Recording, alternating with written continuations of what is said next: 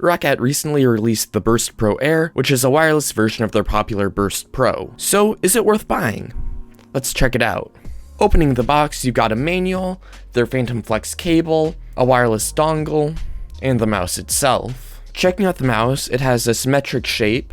It has a fairly flat and wide shape, which I think feels really nice for claw grip. It feels slightly clunky for fingertip grip, and a little small for palm grip in my opinion, although depending on your preferences, both grips could be fine with this mouse.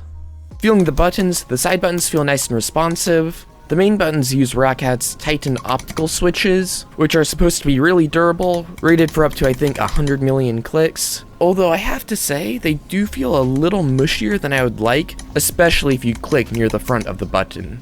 I think that the scroll wheel feels pretty tactile and nice to work with, although it's a little hard to click it down, which could be a good thing or a bad thing depending on your preferences. And then the last button on this mouse is the DPI button, which can switch between up to 5 different DPI settings on the fly. Picking the mouse up, you can see that the weight balance is pretty good, and my fingers are almost in line with the sensor when it's balanced. Giving it a little squeeze, there's a tiny bit of creaking, but overall the build still feels pretty solid. I also like the grippy feeling on the side of the mouse.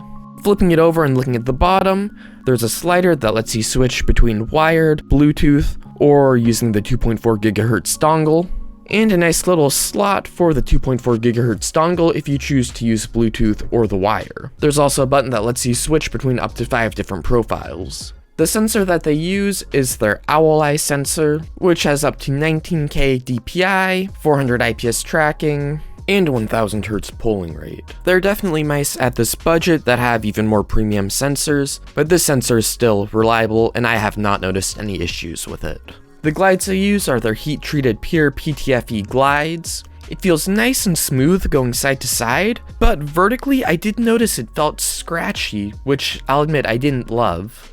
And then just a couple other small complaints I had was the wire felt a little stiff, although realistically it's a wireless mouse, so you're probably not going to be using it wired very much. And then it's advertised as extreme lightweight, but it weighs 81 grams, which by no means makes it a heavy mouse, but it's still a little disappointing for something advertised as extreme lightweight, especially when the wired Burst Pro is only 67 grams.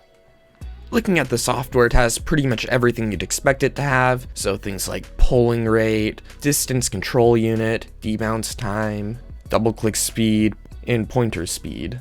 This DPI switcher right here is where you can set up to 5 different DPI settings to switch on the fly with the DPI button. You can also set macros here, and then change your RGB here. Another thing about the RGB is there are 4 separate zones so you can set to different colors. Looking at the battery, they say it can last up to 100 hours, although I think that's pretty hopeful, especially since I use it with the RGB on.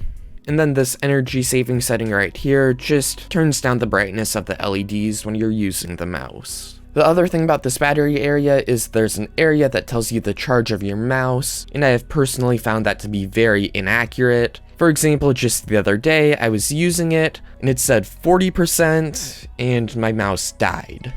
So overall, what do I think of it? So while this is definitely an imperfect mouse and it's not anything revolutionary, I still think it's a solid option to consider for a wireless mouse around $100. And if you found this video helpful at all, please consider liking and subscribing because it really does help me out. Later.